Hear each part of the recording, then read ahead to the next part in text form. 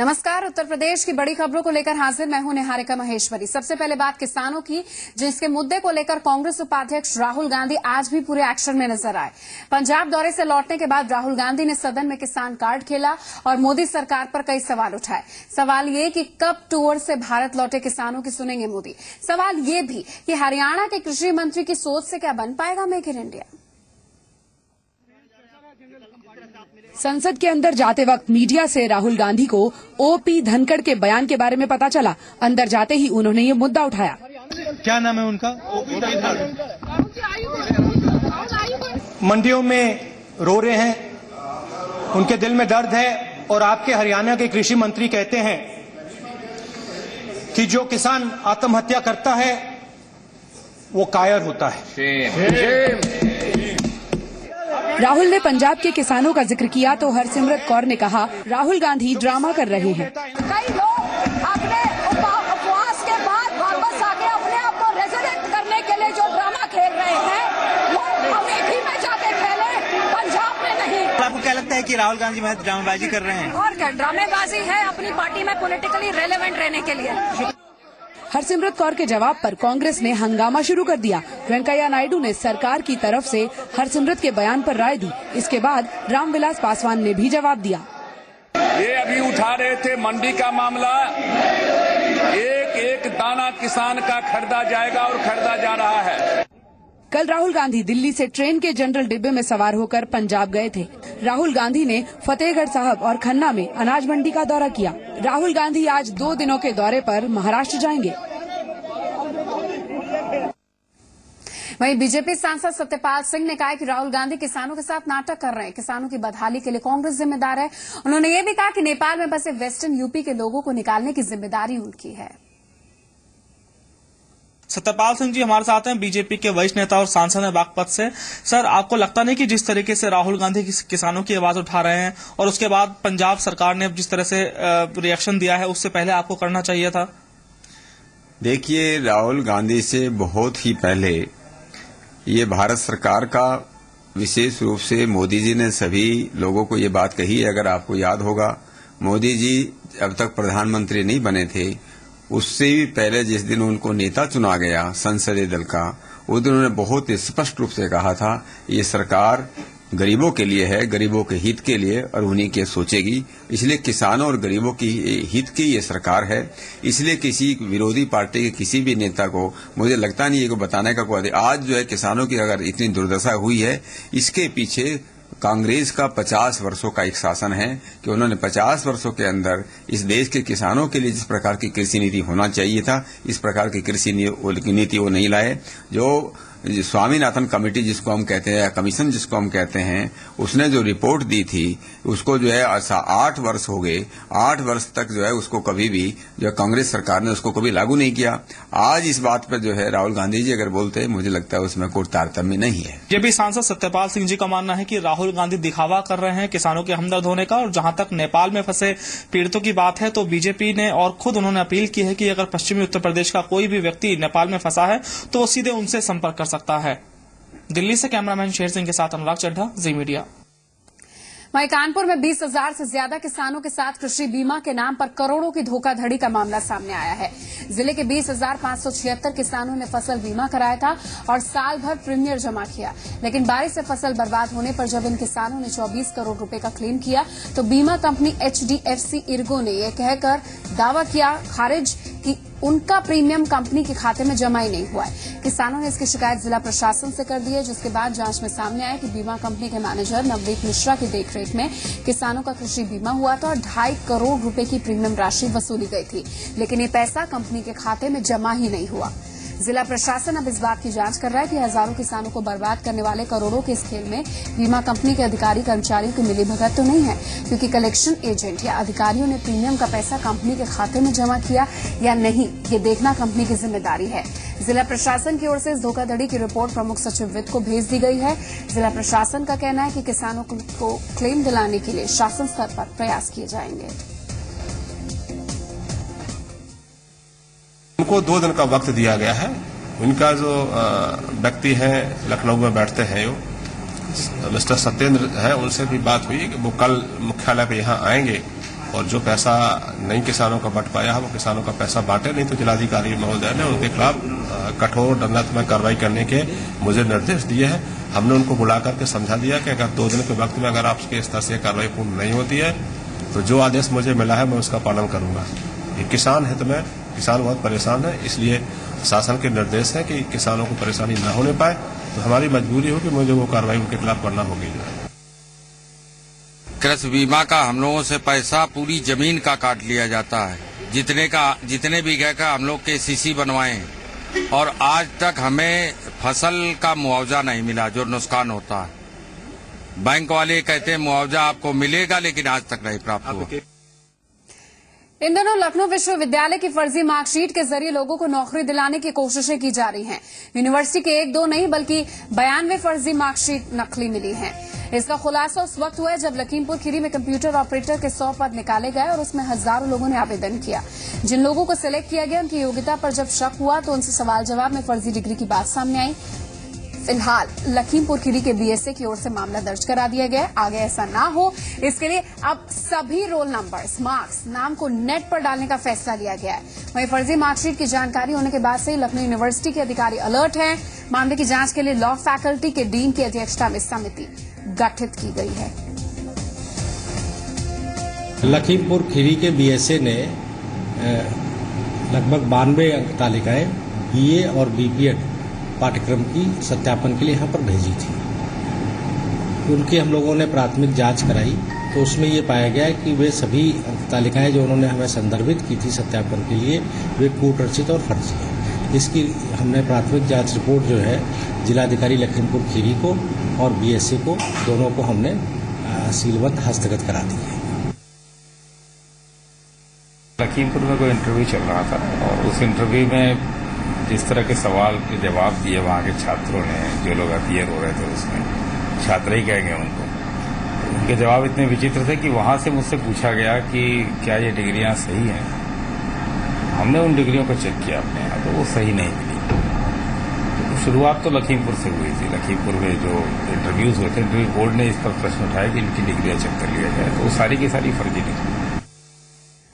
उन्नाव के आसीवन थाना क्षेत्र के नया खेड़ा गांव के पास बीती रात LPG टैंकर पलट गया। मामले में हिंदुस्तान पेट्रोलियम के अधिकारियों की बड़ी लापरवाही सामने आई है। टैंकर से रिस रही गैस को दूसरे टैंकर में ट्रांसफर करने में HP के अधिकारी कर्मचारियों ने घंटों लगा दिए। इस दौरान आसपास के गांव के लोग दहशत में हैं। उन्हें खासी परेशानियों का भी सामना करना पड़ रहा है क्योंकि किसी भी घर में आग जलाने की मनाही थी। ऑपरेशन के दौरान लखनऊ हरदोई राजमार्ग पर यातायात को रोक दिया गया, जिसकी वजह से मुसाफिरों को दिक्कतें हुई।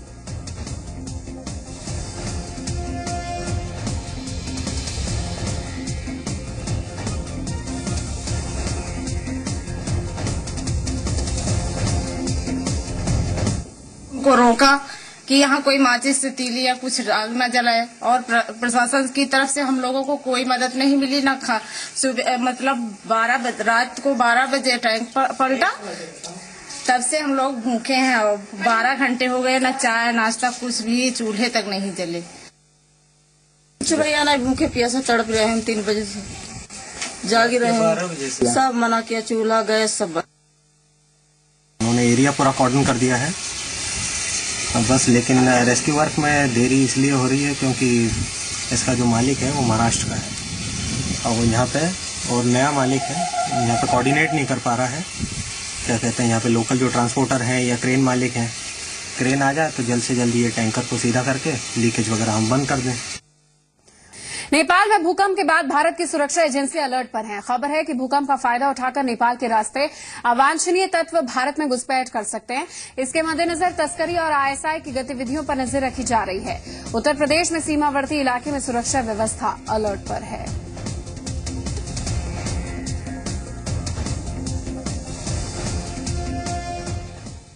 बट जहां तक टेररिस्ट और इसका है वो बहुत नॉर्मल प्रक्रिया है। अभी नेचुरली यह कुछ बढ़ जाती है, but I am sure IB alert पे होगी, उनके बारे में मैं बता नहीं सकता हूं। बट जहां तक यूपी पुलिस, बॉर्डर जिलों की पुलिस है, इनको DGP साहब ने खुद ही व्यक्तिगत रूप से ब्रीफ किया है कि ये सतर्क रहेंगे। ATS को ब्रीफ किया गया है। We are all on guards और उम्मीद यही है कि कहीं कोई बात नहीं होने पाएगी। ऋषि मुनियों के देश भारत की प्राचीन रचनाएं, जिसमें वेद, पुराण, उपनिषद वगैरह आते हैं, तरह तरह के ज्ञान से भरे हैं।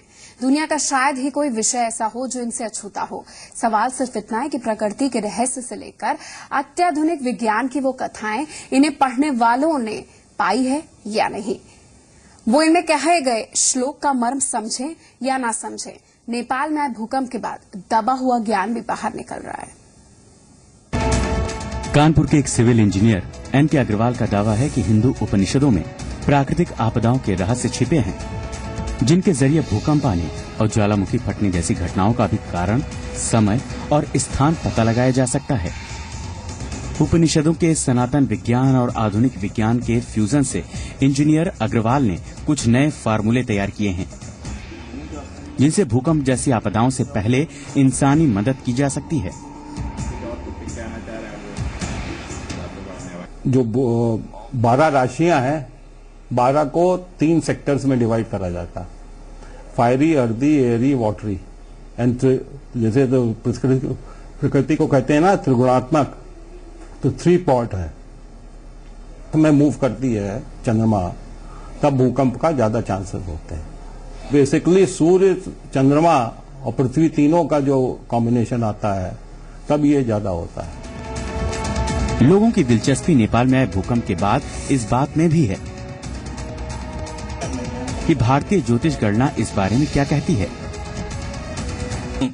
काशी का महावीर पंचांग में यह बिल्कुल साफ उल्लेख लिखा हुआ है कि 20 अप्रैल के बाद शनिश्री जो अमावस्या आ रही है, शनिश्री अमावस्या के बाद 20 अप्रैल के बाद दैवी आपदाएं आएंगी।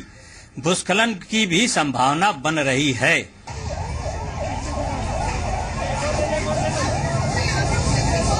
वैसे मौत तो सबको एक दिन आनी है और गंगा हमें मोक्ष दिलाएगी, यह भरोसा गंगा को मैला करने के बावजूद कायम है। लेकिन कानपुर की गंगा धारा से बहुत दूर अंतिम सत्य की नगरी वाराणसी में ज्योतिषाचार्यों का मानना है कि उपनिषद ब्रह्म ज्ञान देते हैं, भौतिक ज्ञान नहीं।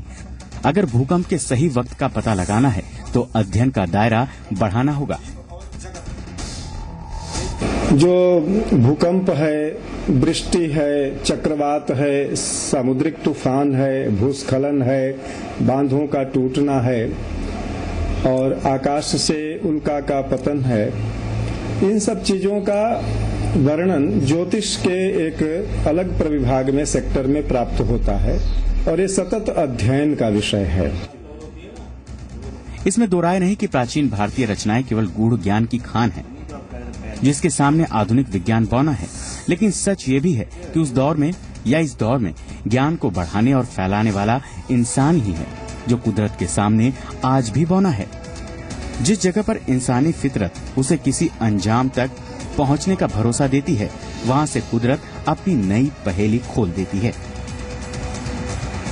कानपुर से आर्यन अग्रवाल और वाराणसी से रवि कुमार के साथ ब्यूरो रिपोर्ट, जी मीडिया। कौशाम्बी के कोखराज थाना इलाके में शादी की खुशी मातम में तब्दील हो गई। बधवा गांव में बेटी की विदाई के दौरान दुल्हन के चचेरे भाई ने खुशी में हर्ष फायरिंग कर दी। तमंचे से निकली गोली सीधे दुल्हन की छोटी बहन को लग गई, इससे उसकी मृत्यु हो गई। घटना की सूचना के बाद मौके पर पहुंची पुलिस ने केस दर्ज कर लिया है। 2 टीमें गठित करके आरोपी की तलाश शुरू कर दी है। छेदीलाल ने ये आरोप लगाया है कि उनके घर पे बहन की शादी थी और विदाई के अवसर पर नाच गाना चल रहा था। उनके चचेरे भाई दिग्गज ने कट्टे से फायर कर दिया, जिससे उनकी छोटी बहन की मृत्यु हो गई। इस संबंध में थाना कोखराज में हत्या का अभियोग पंजीकृत किया गया है। अभियुक्त की गिरफ्तारी के लिए थानाध्यक्ष कोखराज और क्षेत्राधिकारी शासन के नेतृत्व में 2 टीमों का गठन किया गया है। और फटाफट कुछ और खबरों पर नजर डाले थे। पश्चिमी उत्तर प्रदेश के सभी वकील आज हड़ताल पर रहे। मेरठ में पश्चिमी उत्तर प्रदेश हाईकोर्ट की अलग बेंच समिति ने बैनर तले अपने वकीलों को बोला और उन्होंने कामकाज ठप रखा। शाजापुर में पति पत्नी की बदमाशों ने बेरहमी से हत्या कर दी है। ये मामला पुवाया थाना के बेला गांव का है। पुरानी रंजिश वजह बताई जा रही है। अमेठी के त्रिसुंडी से सीआरपीएफ सेंटर के अधिकारियों की प्रताड़ना से परेशान होकर एक जवान ने ड्यूटी के दौरान जहरीला पदार्थ खा लिया। इसको बेहोशी की हालत में अस्पताल में भर्ती कराया गया है। खतरे से बाहर हालत है। संभल के आरटीओ कार्यालय में ड्राइविंग लाइसेंस बनवाने के विवाद को लेकर बदमाशों ने एक बाबू को अगवा करने की कोशिश की। कार्यालय परिसर में तमंचे से फायरिंग कर दी।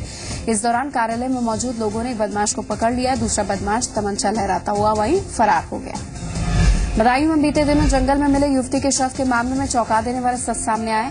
युवती के मां बाप, भाई बहन पर उसकी हत्या का आरोप है। पुलिस की जांच में पता चला कि झूठी शान की खातिर परिजनों ने युवती की हत्या कर शव को जंगल में फेंक दिया था। कानपुर में डॉक्टर्स की लापरवाही का खामियाजा 7 साल के तनिष्क को भुगतना पड़ा। बच्चे का शरीर किसी दवाई से रिएक्शन के चलते जल गया। बच्चे की हालत बिगड़ने पर उसे दूसरे अस्पताल में शिफ्ट किया गया।